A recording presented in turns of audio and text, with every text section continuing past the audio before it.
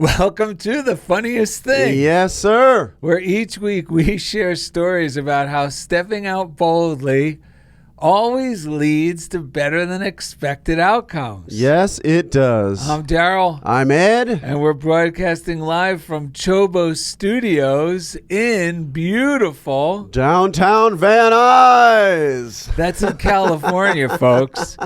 And Ed, we got another Patreon listener contributing to our show. That's right. Thank you to Katiana Falsetti for contributing to the show. If you want to contribute monthly to keep the show on the road, you can go to patreon.com, which is patreon.com/funniest thing. We appreciate all you who are contributing every month, especially since we've stepped out boldly. Stepped into CHOBO Studios. Yes. We got a great piece of mail through Patreon from Charlotte Coachman. Oh, let's hear it. Let's see here. Hello from the Pacific Northwest, Darrell and Ed. I just have to tell you how much joy I receive from listening to your show. As a longtime student of Unity, you both share all the principles they teach and more. Your personal experiences help us all relate to your spiritual journey, understanding joy and love, and to know we too can walk that walk. Blessings and much prosperity and joy to you both, Charlotte Coachman, Sequim, Washington. Wow. All right. Now, with no further ado, on with the show. What are you doing over there? I'm living on a prayer, man.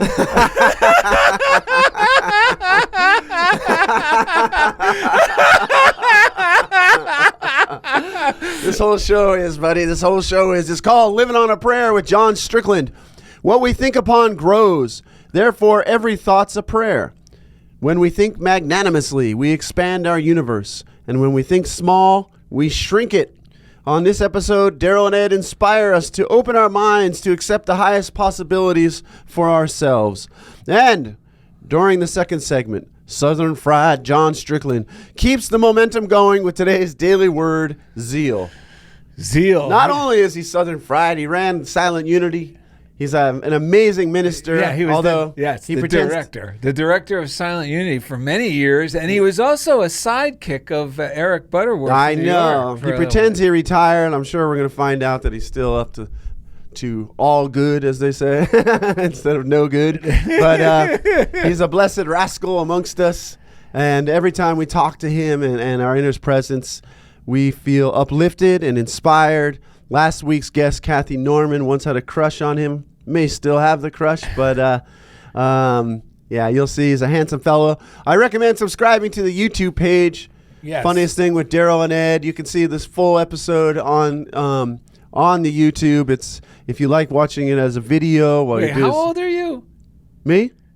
Yeah, why? It's like a grandpa on the YouTube. Well, it rolls off the tongue nicely. The YouTube grandpa.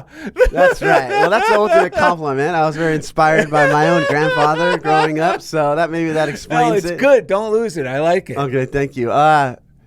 Some people, my Aunt Madeline, for example, up in Connecticut now, they got out of the Bronx a while back, but she'll do her housework and put it on the YouTube. Nice. Yeah, there's others that have told me they do the same thing. So I think we have some mail from someone who puts it on. Yes, we do. So check out the YouTube, Funniest Thing with Darrell and Ed. Make full use of our investment in CHOBO Studios by watching the full links. Indy does a great job with that. So, well, I want to say one thing. We have today's show. A lot of the readings, that's why I'm glad we have, it's amazing how these three breaths now work perfect, because a lot of our readings are really about believing what you desire, putting it in God's hands, and then moving forward and just doing the next right thing. Yes. Like letting God work on that while we work on the simple little things that are in front of us to do, and keeping that faith, which is joyful expectancy, alive. Mm-hmm. So today's three breaths were inspired by, you know who? Stephen Tom Thorpe. Yeah, but you know who he was inspired by? You're about to tell us. I was not familiar with it. I do believe it's a chicken-based item, right? Oh yes, this is if you were. This is not the first time we've been inspired by chickens. If you've ever watched TV in the not so distant past, there used to be these infomercials by a guy named Ron Popeil. Okay. And he'd always have these crazy inventions, from spray paint for your hair. What was it called? The great looking hair, GLH. All right. And then one of his other things was the rotisserie chicken cooker. Oh, okay. And the whole thing was you just put that chicken in there on the, what's it called? The spigot? On the spit? On the spit. And you set it. And forget it. Forget it. Set it and forget it. So, out of nowhere, Steve, I forgot what I was talking to him about, and he said, we got to bless it and forget it. I go, oh my God, that's amazing. So thank you, Stephen. We're going to use those for our 3 breaths today. That's the power of prayer right there. To bless it and forget it. Let your prayers go to work. Let God go to work. Because you're really just tuning in to what God is already up to when we pray and affirm the good. It's already. So we're just like calming ourselves, making ourselves receptive to the good. We're just going to bless it and forget it. So let's take a breath to clear our mind. What's his name? Ron Popeil? Ron Popeil, I believe. Ron Popeil. All right. Okay. In honor of Ron Popeil and Stephen Tom Thornton, let's take a deep breath. Okay. Treating our concern like those chickens. We're just going to put them on a spit. And bless. Okay, let's take a deep breath. I bless it and forget it. I bless it and forget it. I bless it and forget it. The angels. All right, so another thing that inspired this show this week is a reading from A Deep Breath of Life by Alan Cohen. Yes. Anything we read, if you go to darrellanded.com, there's a reading list there. You can order it for yourself. We don't get paid for that, but it makes it easy for you to add these things to your morning routine. Anyone listening to the show and that we meet who's interested in this stuff, we recommend a morning routine. The simpler, the better. If it feels overwhelming, then make it easier until it feels just right for you. Once you start doing it on a daily basis, it'll naturally start to expand. Yes. But do some inspired reading, some meditation, which just means you can set a timer for a few minutes and just breathe. Yes. Literally, it's that simple. Just sit and breathe. Enjoy the chair you're sitting in. Tune into the room around you. Yes. Then you affirm some positive thoughts. Once your awareness starts to raise and you start to see things from a higher altitude, you start to realize how good life is, and you start to affirm your good. You can make an affirmative, inspired to-do list for the day. Yes. Just some form of affirmative prayer. So it's the reading, the meditation, the affirmative prayer, then go about your day. So this reading came from one of our morning routine readings. Yeah, so this is from A Deep Breath of Life. If you have this book by Alan Cohen, it's from July 26th. And the title of it is Pygmy Thoughts. There's a great quote here from A Course in Miracles. Be not content with littleness. Are you ready, folks? Yes. Okay. Breeding for smallness is symbolic of the way we paint ourselves into a corner by thinking diminutive thoughts. When we believe in lack and act as if it were so, we manufacture a world smaller than the one we were born into. Wow. That's the key. Mm-hmm. And generate a new wave of little thoughts that leads to even more limitation in our experience. Eventually, we live in a tiny world, miniature in comparison to the world we were intended to enjoy. Jesus taught, "To him that hath, more shall be given, and to him that hath not, it shall be taken away." And here it is explained perfectly. Meaning, when we think magnanimously, we expand our universe, and when we think small, we shrink it. Let us open our minds to the highest possibilities that we may enjoy all that is available. And the affirmation is, my magnificent thoughts create a magnificent world. Yes. Wow. Now, should we go right into high-octane thinking, folks? This is a book by Emmett Fox. Like Ed said, we list these on our website. You can find them online at Amazon. You can even get them used for a penny with free shipping, sometimes as little as $3 shipping. It's titled Make Your Life Worthwhile. And in the not too distant past, I think it was either in a Parade article. I found the article online. It was either Parade or a Vanity Fair article where they're interviewing Eddie Murphy. And they asked him, you know how they like to stump. So what book's on your nightstand? Right. And you're like, what? Right. Well, he just jumped right in there. He said, I'm reading Make Your Life Worthwhile by Emmett Fox. I love it, and I highly recommend it. Oh, nice. That's Eddie Murphy gave this book his seal of approval. So I'm going to read, this is a chapter called High Octane Thinking, and it's really what this show is all about. And it's also good news for some of us who have been living by these spiritual principles, as well as newcomers to them, to hearing about them, because some of us think, or we start thinking, we give ourselves too much power when we think we're thinking negatively, and this kind of wipes that off the slate for us in a very loving and real way. It is the quality of your habitual thinking that matters. That is what makes or mars your life. It is not so much a particular thought, good or bad, but the general quality or tone of your thinking that determines your fate. You may catch yourself thinking negatively from time to time during the period of self-training, but as long as the general tone of your thinking is positive and constructive, occasional temporary lapses will not matter much. On the other hand, occasional treatments can do very little if the general tone of your thinking is poor. It is the general tone that matters. High-octane thinking is like high-octane gas. It means power and performance. In the new age after the war, I should skip this part, but now that I'm into it, we'll just go out through it. All right. In the new age after the war, he's talking about World War II, there are going to be opportunities for success and achievements in America such as never come to any nation before. And it turned out to be true. Yes. We shall find ourselves facing a new and better world, but the prizes will go to the trained, constructive thinker. Mm-hmm. It is obvious to all that the days of special privilege are over, and that individual ability and that alone will count. High-octane thinking is the realization that God is working through you in everything you do. Simple, but powerful beyond imagination.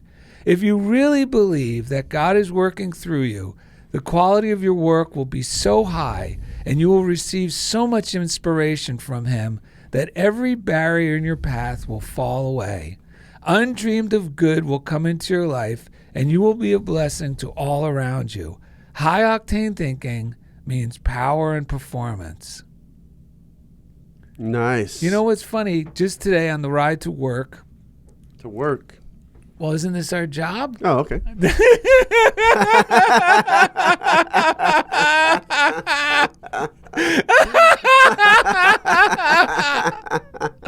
On the ride to fun. All right. There was a talk, a book by Joseph Murphy. I'm just here to Zoom with John Strickland in a little while. And in the beginning,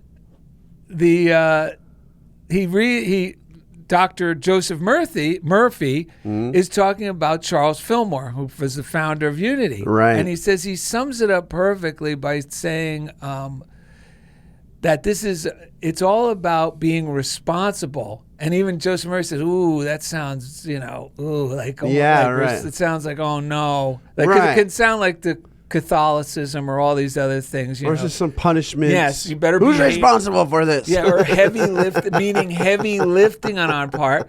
But Charles Fillmore, and he said that, Joseph Murphy says that this is in the beginning of the Revealing Word, which is a great book, folks, by Charles Fillmore. It's called The Revealing Word. It's a little book by Unity. You could find it used online also. And it gives all the little metaphysical meanings of the biblical terms. And it's incredible because it really, you go, oh my God, of course that's what that word means. Right. Like repent means change your mind. Right. A change of thought.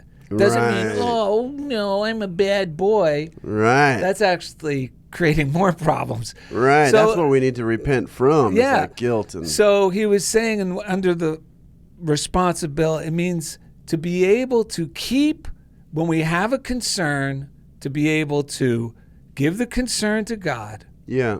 and be responsible to keep our thinking along the lines of belief. Right. Along the lines that God is handling that. Right. It's none of my concern. I can release the Right. concern, Right. Right. you know? Are you going to read from the earnest? Okay. And we're going to wrap it up with, this is... Actually, we got a couple more little things I'm going to throw in after this. Let's This go. is another little book you can get online called Practical Application of Science of Mind. We find these wherever we find them. We'll pick them up. We start and we go, oh my God, this is great stuff. So Yes. we just make these easier for you to find. This one's great. Very little, like one paragraph, upstairs kickers. Medicinal reading for the soul, the Yes. mind. All right, here we go. This is called How to Improve Conditions, and the little reading is, law is always exact. Jesus told us that when we ask God for anything, we must believe that we already have the thing that we are asking for. Right. This is a veiled statement of the law of cause and effect. It really means that we must have a mental acceptance of our desire before the law can act upon that desire in an affirmative way. Right. In giving a spiritual mind treatment for ourselves or for another, we are told to accept the thing we desire even before we experience it. And last week we talked about could be the feeling of relief, Right. of it already being healed or it already being received. Right. Right. For unless we accept it, we are rejecting it. Hear that? Unless Yes. I'm accepting the new idea that I will receive, which is working along with God's love for me, Right. then I'm rejecting it. And if we are rejecting it, we are not believing that we can have it. And while we believe that we do not have it, the law cannot make the gift. Hence, we are told to believe that we already possess the object of our desire, and so should make known our request with thanksgiving. Like, hallelujah. Right. It's already happening, Ed. Yes. Yes. A little thought given to this idea will clearly demonstrate that there is no other way prayer could be answered. There is no other way a demonstration can be made. We have the inspiration, the intuition, the instruction of the wise, the dictates of common sense, and a definite knowledge of the law of cause and effect and how it works in practical experience. From all these sources, we draw this one and inevitable conclusion. Yeah. When a spiritual mind treatment is given, it must incorporate an affirmative acceptance of the fulfillment of the desired good. And think how good that feels. Yes. It must state that we now already have that good. Oh, man. This stuff works, man. It really works. I've been using it a lot lately. Stepping out boldly. Just last week on the episode, I talked about moving in a new direction in terms of stepping out more boldly, expressing more of my gifts and talents, kind of outside of this public education profession that I've been doing for a long time. And we were all hyped up. And, as it also, in like making these claims, I started to really, first I was like, what the heck's going on? I feel like ever since then I felt worse. But and one day I was meditating and I just realized that because I've been asking God, just show me my prosperity. Yes. Like, guide my attention towards what's mine. Well, so I had a moment of clarity when I realized like this bad feeling and thoughts that were coming from like my lower abdomen wasn't answering my prayer also, because God was showing me where I've been holding on to negativity, doubt, pity, self-pity, fear, like really holding on and thinking that there's some safety in doing that. And I realized in letting that go and claiming dominion, like that's the one thing I love about Neville Goddard is I have to keep saying, I don't consent to that. Yes. And I've become more of a loving parent to the part of myself that has been holding on to all that stuff and saying, no, I don't agree with that. We're not going to sit in self-pity right now. I'm going to take you for a walk and we're going to go do something fun instead. And I've been changing a lot of the way I'm doing things, and it's really helping me to open up. And after, I know you got something to say. No, this is going to blow your mind. Yeah, let's hear it. So remember, because I've been experiencing this with you this week. Yeah. There's some wonderful things that have occurred as a result. But Right. because we both experience this. Right. Things seem to get worse before they get better. Right, the right. thing is not to buy into that. So last night, before we sleep at night, it's always good to read something positive, and Right. I always commit to at least 2 pages. So even if you enjoy your YouTube or whatever on your phone before you go to bed, just read 2 pages of your spiritual book. So last night, from the same book, Make Your Life Worthwhile, I'm just going to read 2 sentences that's going to kick you upstairs. And I was wondering, why did I read this? So it has keywords in the Bible. Yeah. Like I was just saying, how Charles Fillmore went through. So this keyword was wrath. And in my mind, I don't want to read about wrath. Okay, yeah, right, yeah. The grapes of wrath. Right. But he actually says the experience that you were having this week. Listen, the explanation is that the word wrath in the Bible really means great activity, the activity that accompanies or precedes the healing of any negative condition. Yeah. When you heal a sick person by prayer, he frequently gets worse before the healing. This kind of crisis is what's signified by wrath. Wow. And meaning that the change is now it's like that old stuff is now coming up to the surface to be blessed and let go. Yeah. And that the real change is in motion. 100%. And it ties into this little bit from Prosperity Now by Mary Catherine McDougall, which says, let us earnestly question ourselves. Do we really think there's a set amount for each of us to enjoy and have? Is God actually an arbitrary parent who says, you can have this much and no more? Do we really think down deep in our heart that there are some things too good for us to desire or have? Is there a height beyond which we're not to go in our thinking, our desiring, and our asking? Let us be honest. What do we really think? If we have reservations about our good and about what we can expect, then we can start to correct them, which is just what we're talking about here. This is just what I'm doing. It will help to read the answer to all these questions in John. Hitherto you have asked nothing in my name. Ask and you will receive, that your joy may be full. Read those words until you really understand them. Up to now, we have asked nothing. That is quite a statement, but it is Jesus Christ's statement, followed by his great promise that we will receive when we ask. And how can our joy be truly full unless we ask for unlimited prosperity? Any lack of good will keep our joy from being full.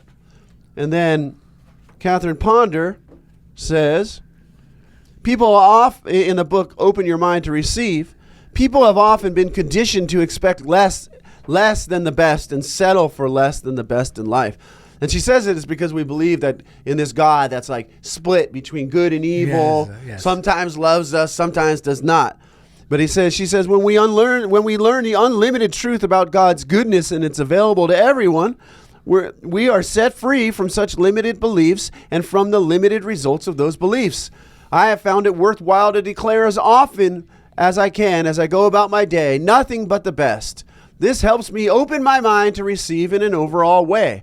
She says how to claim the best. Perhaps you're thinking, how do I claim nothing but the best in my life experiences? How can I help to bring this about? An affirmation that has worked miracles for many people is, God is so good, life is so wonderful, and I am so richly blessed. Just thinking in this way helps us to open our minds to the best in life. Another statement that has helped me over the years to expand the good in my world is, I have a divine right to the best. I now trust my divine right to bring me out right in experiencing the best. As you make these statements, your prosperity vow, you become rich from the inside out. And I gotta say, I've been doing this. Darrell recommended a great book. You can probably find it in your local library. They often have audio books through an app or something. It's called How to Be Rich.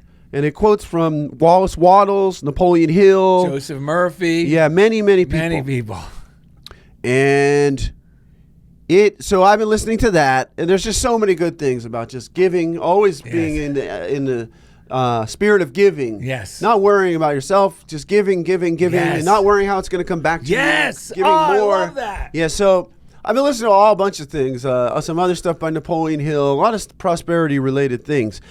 So I'm doing all this stuff, and at the same time, I'm being this loving parent because I found like a little kid inside me who's like scared to step out as boldly as God's asking me to step out boldly. So there's times where I'm thinking, is any of this working? What am I doing? Am I overcooking myself? I'm listening to so much crap. So the other day, I'm thinking about this friend of mine, Lee Yin, And I'm thinking, she's a parent. And I met her basically by doing this very thing. But I didn't know I was doing it. When I was working as the inclusion specialist, I wasn't working with her child, but I would see her in the hall. Yeah. And I would just strike up conversation and encourage her. I always encourage parents because they're dealing with a lot. Every parent is, it's the only real full-time job, I would say. So anyway, we made this connection. Then a couple years later, I became friends with her on social media, right? So we joke and share about how our kids are doing, blah, blah, blah. And this is, believe me, I'm breaking code for a lot of teachers who, we never do anything personal with our parents. It's like they're afraid, you can't cross these lines. To me, I look at it like I'm in a small town in Missouri, in the Fillmore time. We're all friends, we're all family. So anyway, I'm thinking of her. I'm thinking about all my ideas about education, stepping out boldly and such. I got it. And so I sent her a message on Instagram because we communicate sometimes. An inspired hunch. And I just said, I was thinking about you today. I'm thinking about doing something where I can express more of who I am as an educator, blah, blah, blah. She goes, we need to talk. And I said, all right. And she's like, my husband and I are doing something. And I can't say too much about it, but I was like, whatever it is, because I've been listening to this stuff and I didn't realize how it's working on my consciousness. I said, whatever you want, whatever I can do to help, I'll do it. I don't care what it is. She's like, oh, can you meet us at the beach on Friday? So just yesterday. So I'm driving over there and I'm thinking, I got to get to Darrell's art show in Beverly Hills. It's like on the other side of town, but I said, forget it. Yeah. Everything lined up because first I was going to go to your place and then right at the same moment there's someone texted us and my hunch was telling me go to the beach first and then my rational mind's going, how am I going to do all this in this like 2-hour period? Go from Marina Del Rey then all across to Beverly Hills. But somehow I just jumped in my car. On my way over there, first thing I realized is, wow, Marina Del Rey is beautiful. Yes. I rolled down my window. Instead of trying to make it a rush, I just said, I'm putting it in God's hands because that's what I'm into. And I'm just enjoying a nice little time away. I find an amazing parking spot right at the beach. Yes. Then I walk across to the sand. I'm like, I'm right here. But then it's like a mile walk across the sand. I'm laughing. I have this duffel bag. I'm like James Bond. I'm dressed for the art show, but I have the swim trunks. I go to the little tent where they're set up. I put on my swim trunks, take like a 3-minute swim, come back. She hands me a sandwich and tells me all these ideas. Yes. And I say, whatever. I don't know what I can do to help, but like whatever it is, I don't know what my role will be in this. And it's a big deal what they're doing. I can't say what it is, but it's a very big deal. We're talking about a legitimate opportunity. And it's very much aligned with the things I'm putting out there. But I wasn't desperate at all because of all the stuff I've been listening. I just said, look, you guys are amazing what you're doing. I know it's going to work and prosper. I don't know what my role will be, but whatever I can do, we'll figure that out as we go. It was like I ate this delicious sandwich. I got her and her husband even more fired up about their idea. I grabbed my duffel bag. I walked to the shower, switched back into the art clothes, get in my car, and arrived perfectly in Beverly Hills at the perfect moment for the art show. Well, and then you told me something that she told you about me that I totally forgot about. Like this, the whole thing's connected. Darrell, it turns out this woman's oldest son he was really into art now. He's maybe in middle school or high school now. I met him. He was only like 6, right? Yeah, he was like in first grade. You were the person who inspired him to get into drawing, and now he's an amazing artist. You showed me this very realistic Bruce Lee picture that he had drawn. Yeah, and she said, "Oh, thank Mr. Fuzzy." And then she was talking about how you can even be a part of this project going forward, and it happens to be 2 blocks from where you live, in a place where you already take walks. It's crazy, the whole thing. But like I didn't see it coming. I just said yes. And I'll be honest with you, after I said yes, I was like, what did I do? This is not going to be. I don't know. My mind started imagining what she was going to tell me and that it wasn't going to be that inspiring. But it blew away my expectations. But I just felt like a secret agent for God. Like I told her, I've been doing this 25 years. I can do this, this, and this. I'll do all of that for you guys. And whatever it is, we'll figure it out. And it's going to be great. So you keep working this stuff. You just don't know. So yesterday, my thing that I was tricking myself was I just said, because I was feeling anxious, I just said, and I wasn't really feeling it, but I was just telling myself, my prayers are working for me right now. And like I'm learning to unanxious myself, to get out of that, to what we call shut down that factory of fear inside. We were talking about just shut the whole thing. There's been a fear in the past that all it's worried about is me.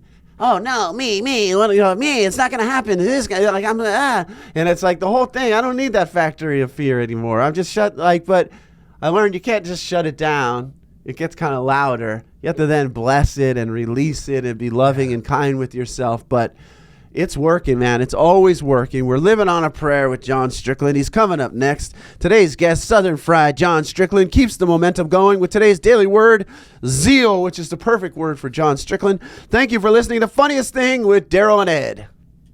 We're still living on a prayer. That's right. And we're back, Ed. It's working. Now, wait, I just got to say something real quick. You ended the last segment. We were talking about closing down. And when you Ed called me in the middle of last week to say, this is it, man. And I go for a walk. He's about heading to the beach, and we usually touch base by phone. And he says, that's it. I had to close down the Ed factory. Yes. And he talked about the Ed factory as this factory that manufactures the misery in his mind. Right. And I love that idea. But ironically, right before he called, I took a picture on my walk of this. Indy has a shot of it. He could drop in so you'll see it. Right. And it says, it's a sign in the... This is amazing. Right when I had that thought, Darrell took a picture of this. It says, area closed for plant rehabilitation. Yeah, I saw that sign earlier before Ed closed, and it made the same sense to me. Yeah. Like, because there's this misery plant in our minds that even after when she shared the good news and you say yes, then all of a sudden the factory starts going, yeah, but it's probably not going to be worth anything. Right. It's like, we got to shut it down. So when I saw this sign, it's nice that, and you said, but we got to be gentle with it. So it's not like we can just slam the factory down, but it's just closed temporarily for rehabilitation. Well, that's the thing. The factory itself is not bad. It's the products that I was producing in the factory. In fact, it's a necessary part of our sacred imagination. It's a divine faculty we have. Yes. So just last night, I texted you. I said, I got news, because I realized I can't shut the plant down. I just have to be loving with it. And we got to realize, we're the foreman, we're the CEO of the company. At first, we're going holy smokes! We get scared. I didn't know I was creating this mess. And so it feels like we're worse off. Yeah, I feel like But then we realize, wait, I'm the CEO of this thing. I can gradually rehabilitate the plant so that we can start doing things in a sustainable manner, as they say nowadays. So we want to recommend the book Sermon on the Molehill by Kathy Jean Norman, and Noel C. Nelson. Kathy was on our show last week. We quickly bought the book. We got it yesterday. I already started reading some of it. She says, and this goes right on with prayer. Remember, every thought's a prayer. Here's a proven technique to help you make inspired decisions. Number 1, let your mind become an instrument of divine intelligence rather than the source of your decisions. An instrument. Trying to squeeze a decision out of your human mind will only block the flow of the right answer. Relax and center yourself in peace. Number 2, realize that God knows and God is in you. Yes. Therefore, you know. Acknowledge that you really don't have to make a decision at all, that on another level, the decision has already been made. All you have to do is feel what resonates with you. Number 3, refrain from discussing your concern with other people as it may interfere with your guidance. That's key. That was the part of shutting down the plant that day. I just realized I'm not talking about this stuff with anyone. Keep no matter to yourself for a while and be conscious of what rings true for you. Number 4, put your concern out of your mind and affirm, while I sleep or walk or work, divine intelligence is active on my behalf. Have faith that your words and choices are formed by a transcendent wisdom that is divinely inspired and divinely empowered. If fear comes creeping in, set your concern aside for an incubation period. Take a nap, go for a walk, read or watch some TV. Be careful what you watch. Try Random Acts on BYU TV if you want to watch something good with Will Rubio, one of our guests. Be patient. Guidance will come to you, and you will feel the truth of it when it does. Yes. So that's Sermon on the Molehill. We also recommend Darrell's new book, Break Out of Your Box. Be your, what is it called? Be your heroic self. It's right here. Although this might come out in time, but Darrell and I will be interviewing Darrell at Village Well Books and Coffee this evening at 5 p.m. in Culver City, Saturday, July 30th, about the book, and it's going to be very exciting. And Oh, speaking of exciting, we got to thank our listeners. Yeah, let's thank our listeners. Thank you for everything. Thank you for contributing to the show on Patreon. You help us keep going. Yeah. Because we do have expenses, and we enjoy sharing this with you. And please, if you like the show, you can leave us a compliment or a review on any of the podcast apps that you listen to it from. That helps move it up so more people can see it. Correct. And if you're inspired, you could always simply share an episode that you're inspired by with a friend. Yeah, subscribe and like the episodes on YouTube. Also, share those with your friends. That'll be great. And mail us things in the P.O. Box. Funniest thing, P.O. Box 1312, Culver City, California, 90232. We love getting mail. And one of the things in the mailbag this week, I'm just going to read a part of it from Mary Ellen. Mary Ellen, excuse me. What's that? What's her last name? Lavery. I hope I'm saying it right, because New Jersey. That's her. I know her from her maiden name. I actually went to high school with Mary Ellen. Yeah, we mentioned her on the show. She said, I've always loved your Funniest Thing show, though I didn't listen often. Then, Funniest Thing, it just popped up on my YouTube after a workout I was doing because, of course, I had subscribed to your show, and I sat down and listened. It was so similar to what Dad was teaching, and her dad was a minister in Darrell's hometown. Yes, he was, I want to say, Presbyterian. He was a true correct. Billy Graham fan and loved Charles Swindoll. Jesus Calling was his favorite devotional because it made it personal, just like what you and Ed are doing. Yes. So fast forward today when I listened to the latest Faith It Till You Make It podcast, and that was with Kathy Jean Norman. And there, right in the middle of it all, I heard my name. He certainly moves in mysterious ways. I'm still struggling. I'm still searching. But for now, you have calmed my anxiety and guided me back to the fold. Thanks, Darrell. I know that Dad really appreciated your correspondence with him, and he was so proud of you. Until next time, love you, Mary Ellen. Oh, man, that almost brings tears to my eyes every time I read that. That's last beautiful. Line. Lois Conklin on Facebook said, been finding your programs here and there. Especially enjoyed the one yesterday with the lady from Santa Barbara. FYI, this is Lois, who found you through Reverend Jerry and Roger, who are used to Facebook their service every Sunday. God blessings on you. Lois from San Andreas, California. God blessings on you. I wonder if she's Australian, man, the way she said that. But what's crazy is she found our show from ministers, and she's Texas. in California. She follows ministers in Texas. We had them on the show. It's she amazing. Found us through that. Shout out to Glenn and Sarah who got married up in just yesterday, and they used your cards, Yes card and Creative Recovery at their wedding. Yeah, the Joy card. And the Joy card and the Yes card. So the Glenn, one-word Brewster, prayer. The Brewsters, we love you both. Thanks for reaching out and thinking of us. Gregory Novak on Facebook said, hi, Darrell and Ed. Looking forward to your visit to Santa Barbara. Keep me posted when you're going to do a talk at Unity of Santa Barbara. We certainly will. We're excited about that also. Check out our website, darrellanded.com, for everything we do. Subscribe to the Facebook page and the YouTube channel, and you will be in the loop. We want to thank Indy Fawcett here at CHOBO Studios. I got my CHOBO hat on right now. Yes, we're brothers. That's right. It's fresh because he leaves the stickers on, folks. There we go. Darrell's coming around. So, so thank you, Indy. Our other chief engineer is out in Missouri. No, he lives in Kansas City. Yes. He literally built Unity Online Radio. Yes, he did. And now he's out there freewheeling. His name's Jeff Comfort. And each week, he takes us right into the comfort zone. Yeah. Shout out to Silent Unity. Our guest was actually the director of Silent Unity for many years. The number is 800-NOW-PRAY, 800-669-7729. They also have an app, the letter U, the word pray. Yes. Silent Unity, everything that we're talking about here, living on a prayer, you want to experience it firsthand, call Silent Unity. Let one of those prayer associates pray with you. You will get the spirit of what this is all about.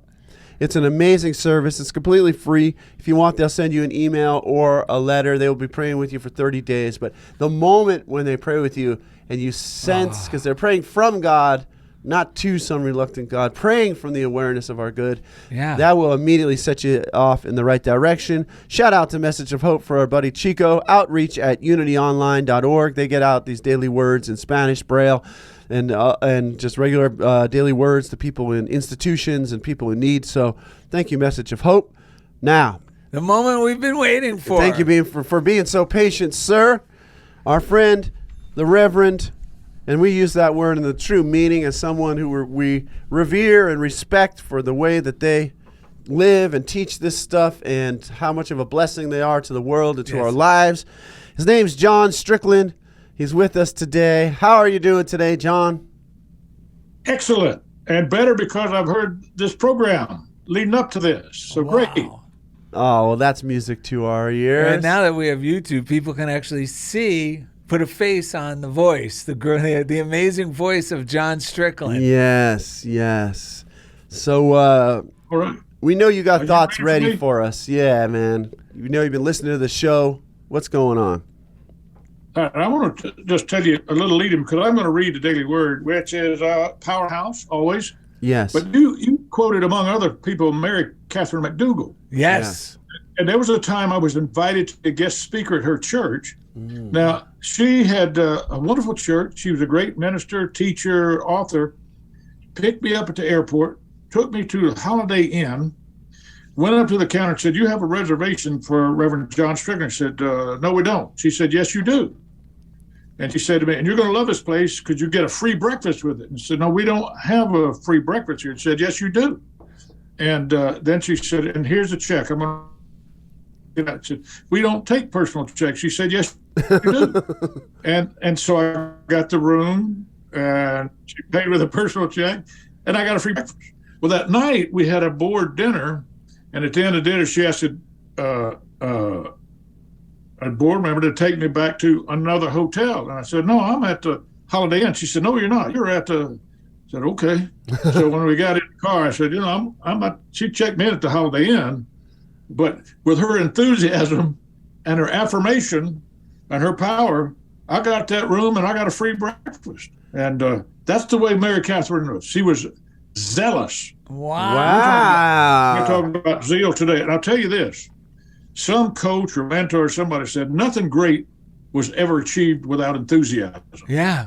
And if I were to read this story like this, maybe it might help if you kind of believed in what you're doing. I don't know. But you would say, "Oh, shut that guy up." What are we doing with him? But this is what our affirmation. I greet the day with eagerness and enthusiasm. Yes. Oh, man, you want to succeed? Do that. Just as the birds chirp first thing in the morning, greeting the day with joyful song, I too welcome each day with eagerness and enthusiasm. My zeal for life shines forth with the sun's morning rays, illuminating the day ahead. No matter what the day holds, I am excited, and I have a choice whether I'm going to be excited. So do you. For every opportunity to live for my highest self, I am confident I can do all that is mine to do. No matter the size of my undertaking, a feeling of gratitude feeds my zealous energy. So we've got a second part here, right? Gratitude and enthusiasm. Yes. Every thought and feeling of appreciation, let's add appreciation to it, for this moment of life fuels the fire, stoking my passion to put forth my best effort. The more eagerly I anticipate all life has to offer, the more zeal propels me. Every day, I draw upon this divine energy and spring forth to do the things that I need and want to do. And Jesus said to them, "My food is to do the will of him who sent me and to complete his work." Folks, you want to succeed, you want to be happy, you want to be successful at anything. Enthusiasm, you can't just have a blase, maybe I will, maybe I won't. Yeah. I can, I will, I do. I'm appreciative. I express my gratitude and I accomplish anything and everything. That's it. That is phenomenal. You know what? That's how. That's Darrell and Ed. That's you Thank guys. you. I've never seen you not be enthusiastic. Hey, thank you, sir. Today's show, the reason we love doing a show, you never know which one of us is chewing on something, and I've been chewing on this thing and or whatever things that my mind's coming up with, and as the show's gone on, it's just starting to make more sense to me, as because that's why we love reading these great writers and teachers and like Mary Cupford Lee, and then having you share that you knew Mary Cupford. No, Mary McDougall. Mary Catherine McDougall. Yeah, right. We know We both. also read Mary Cupford. Yeah, sorry about that. Mary Catherine Mary McDougall. Cupford Lee's a good one, yeah. Yeah, but Mary Catherine McDougall, to hear directly from you that you knew, and to hear how she practiced it, because a lot of times, I love the name of Kathy Norman's book, Sermon on the Molehill, because I think more than ever, like a lot of the things that our world is so scared of, I'm just thinking in public education where I work, for example. They're really molehills, but we've lost some of like the recognition of the power of zeal and enthusiasm to go, no, this is how, I don't care if one little line on a document in an email said I have to do it this way. I'm not doing it that way. I'm doing it the way I know works. Yes. And this zeal is going to even bless the person who wrote that email, because that's probably just some throwaway email anyway. Yes. Yes. So that zeal is a big deal. That's a good 3 breaths right there. So John, what do you think about, like, how do you see this zeal? Because it seems like there was a certain time in the unity movement that seemed like they really embodied that zeal. Where do you think that comes from? I think it came from the founder, Charles Fillmore, when he was 94 years old, and he wrote, "I fairly sizzle with zeal and enthusiasm and spring forth with a mighty faith to do the things that ought to be done by me." 94 years old. Right. My goodness. Yeah. He said, I can do it. I got things to do. Yes. If you're breathing, if you're alive, you got things to do. And why not do them with zeal and enthusiasm? You know, I got to tell you a little thing that happened to me today. I started getting concerned about my health with something that, whatever, it's in its healing process, but my mind was telling me something else, John. It just did not feel good. So it started to color everything, like that we're going to be doing the show today. I mean, this is first thing upon awakening. Those thoughts are loud in my mind. But I know better now. I just go through the motions that I know work to get me to this enthusiastic place. Even though on the way to the couch and getting out my readings, that other part of my head is like blah, blah, blah, blah, blah. Right. But the great thing is, when you start doing this, you will develop healthy habits that you'll get into in spite of yourself that will work. And what happened was I started doing the readings. And then I started thinking about the fear of, oh my God, we're going to be giving this talk about my book at the local bookstore. And instead of thinking it going rightly, I was just thinking, oh, these burdens and my health and blah. But somewhere in the reading, John, my mind started to move. Thank God for these readings, putting in these thoughts that are true. You know, making affirmations is I'm not lying to myself. I am reaffirming the truth and the great reality of the positive stream of life, that my body is always changing for the better. And I'm this force for life that's alive, that holds the planets in order, this force for good, this harmonizing, positive stream. So when I read these words, my mood starts to elevate, and then something happened. I started thinking about, wait a minute, like how our show, like we're going to be sharing these great ideas that are going to benefit other people, like in an exciting way. I wasn't thinking that word exactly. And then I was thinking about, wow, all these great things we have to talk about during the book event that are all the same things we talk about on the show. And I got into, like you said earlier, a generous mentality, a giving mentality. And that was really starting to stoke the fire of my enthusiasm. Because now I had a purpose to be this ambassador of God's love to others. And that's what really, that frame of mind really helped stoke the zeal. Instead of like, it's a chore, it's all just me. Right. That's awesome. Makes a lot of sense. You know, friends, there was a time I was giving a seminar and I was talking about the power of belief. I mean, we all know that. And a woman put up here and said, I don't like the word belief because embedded in it is the word lie, L-I-E. And I said, great question. Let me tell you this. You believe a lie, it becomes your truth. You believe you're sickly, you believe you're poor, you believe you can't have good relationships, you can't be successful, right? And that's the problem. You've been believing lies about yourself. What we're about, what you're about, is getting people to turn it around and believe the truth. And if you've been believing a lie for a long time, then it's really difficult to believe the truth. And that's why your program and those books and those authors and those teachers that you have on, what we are about is getting you to believe the truth and not to lie about yourself, about life, and about your ability to make it in life. Yeah. You know, it's funny. I remember when I was new to this stuff, John, or before then, I was, really had a negative perspective on life.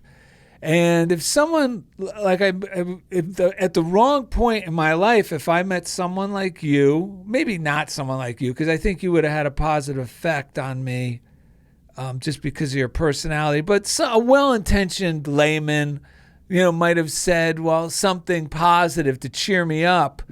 But I always took it as a head pat, or I would say something like, "Oh, that's garbage. They're just trying to get my hopes up." Almost having your hopes up is derogatory. Like this, it was insane. Yeah.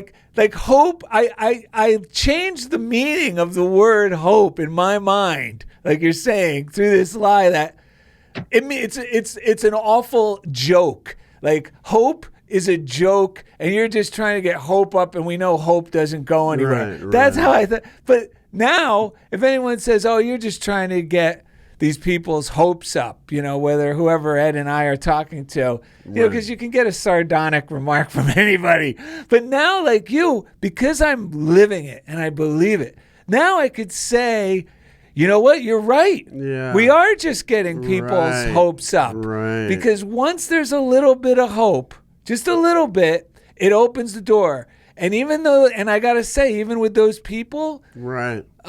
When I was younger and confused and, just thinking negatively that there was no hope, them saying that must have planted seeds, because within a very short time, when people were introducing me to this stuff, I was more open to it. Yeah. Yeah.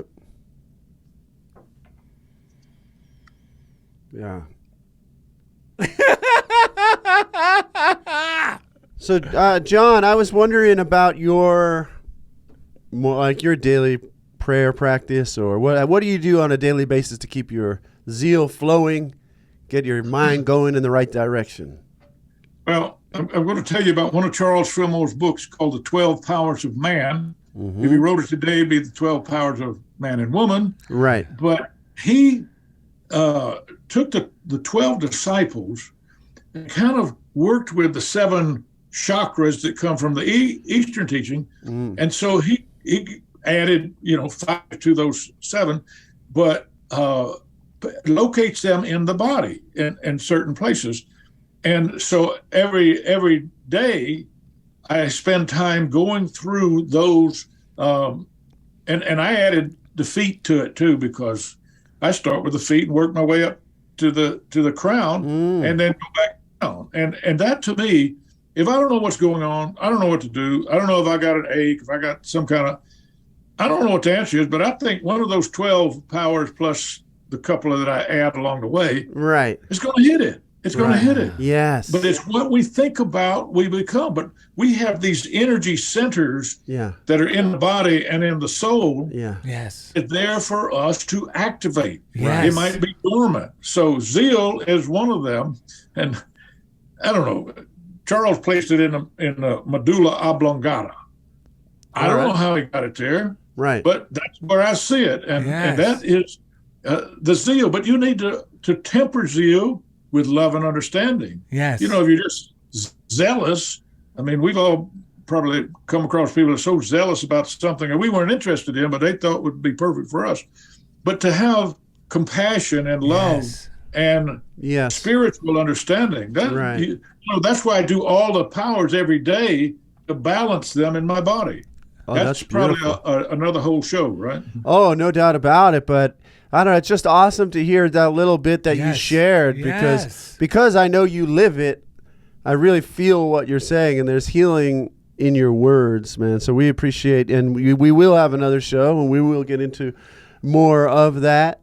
But I also would love it if you could share just an affirmative prayer. I'm not even sure I just would love to hear you, being a long time, even being in charge of Silent Unity, but just to let people feel and hear what it sounds like to pray affirmatively. Would you be willing to do that for us?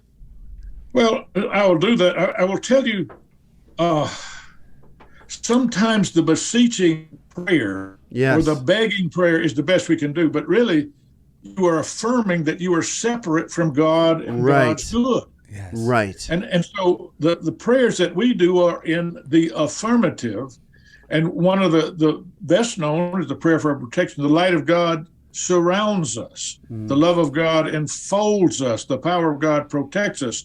The presence of God watches over us. Wherever we are, God is. And a lot of people add, and all is well. So there's not in that prayer a beseeching. It is a speaking the truth. And again, as you were saying, we're not speaking it to make it true. We're speaking it because it is true, and to affirm is to firm it up in our consciousness, because what is firmly in our consciousness is what we experience in our lives. So if we're not liking what we're experiencing in our lives, most of us try to change the lives. We try to change others. If only he or she were better, if only my job were better, if only the economy were better, all that sort of stuff. What we need to do is we're not really trying to beg God to do anything for us. God's will is forever and ever for the highest and best for us. What we want to do is align our minds and hearts with the infinite good of God that is sitting there waiting for us if we'll just say yes to it. Yes. But in that begging, we are kind of saying, I don't have it. I'd like to have it. So make it in the present tense. I am well, I am whole, I am prospered.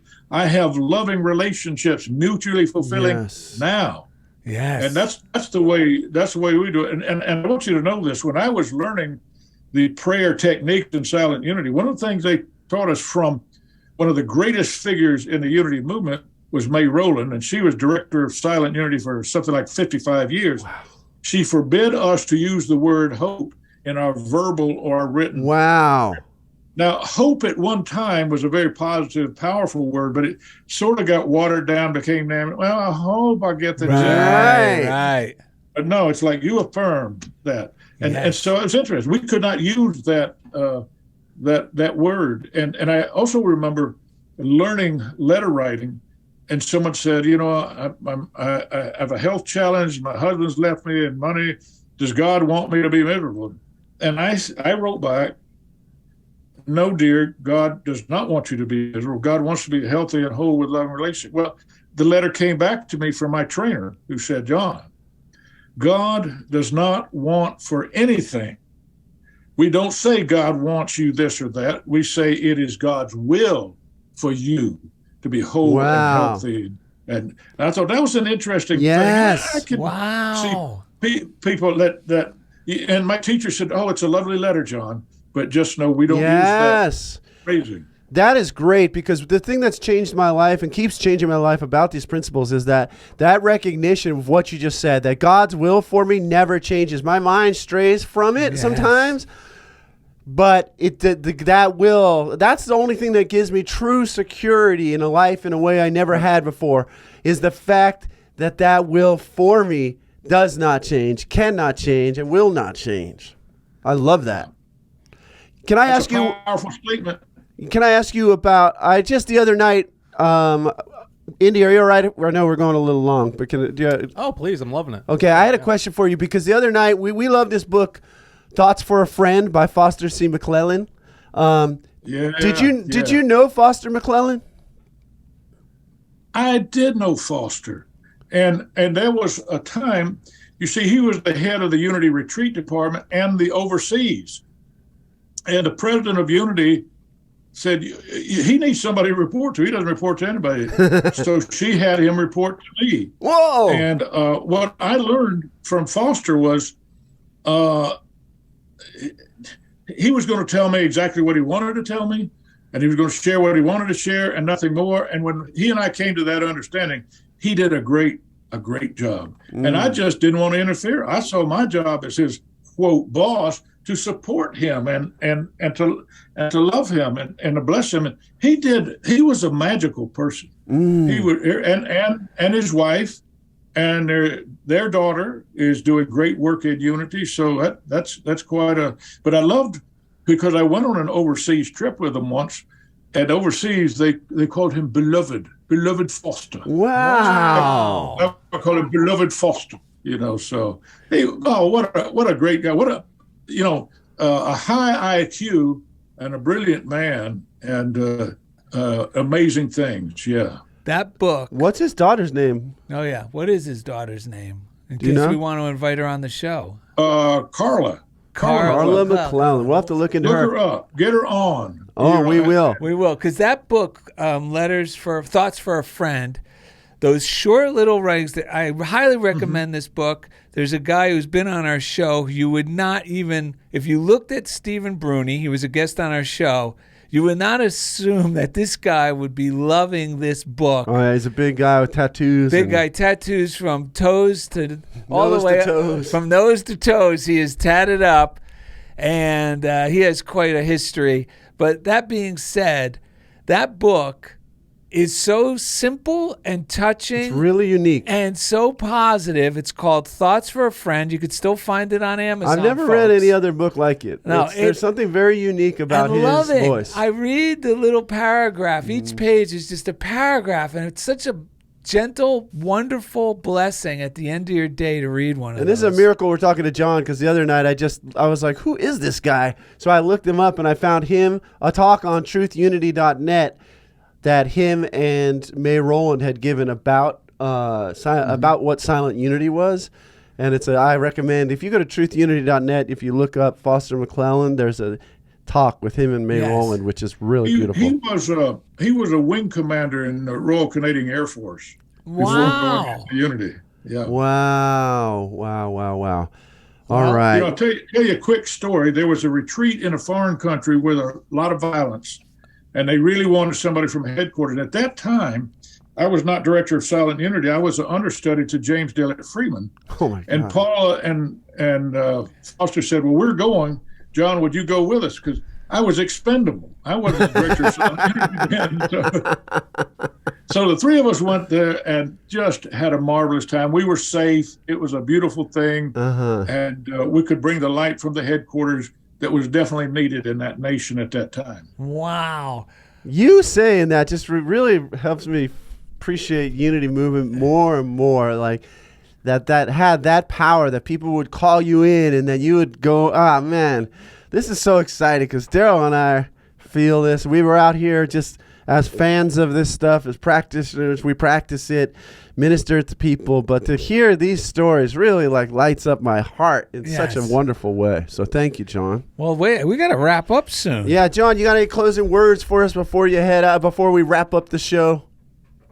I want to say, no matter what we can see with the human eyes in the outer going on in the world today, there is truth at work, and we are going from good to greater good. And those of us that know this truth need to take that time every day when we see the news or read the newspaper, and instead of saying, "Ain't it awful?" we need to say, we bless, we send light and love and healing where that's in a war-torn area or a flooded area or wherever it might be. Right. Those of us who know the truth and the power of raising the vibration need to work on raising the vibration of this planet. Yes. Amen. You know, that's right on target. I was talking to Nick the Poet, one of our guests yesterday. Yes. And what just came forward, and I talked to Darrell about this, is like, God's already passed all this, and so are we. We just have to catch up to where God is, like, you know what I'm saying? Spirit's already moving through us, and by having these high energy powered thoughts, we're tapping into it, because throughout history is just full of people who were wrong about what was going on, you know, and they believed it wholeheartedly. But there's these pockets of people like the Unity movement, like John Strickland, like us, and everyone who's listening, who can tap into this unseen. It's not yet seen, but we know it in our mind's eye. We've tapped into it. We know it. And it's just amazing. Talking to John is just a great honor. Darrell, I know Darrell feels the same way. Yep. And so thank you, man. We love you.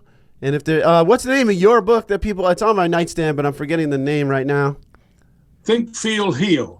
8 Keys to Health and Wholeness. Think, Feel, Heal. Think, Feel, Heal. That makes it simple for us. Think, Feel, Heal. Yeah. So we recommend that for our listeners and our watchers on YouTube. But hang out for a second. We got, we like to have a good story to wrap things up. I don't know if this is true or not, but anyway.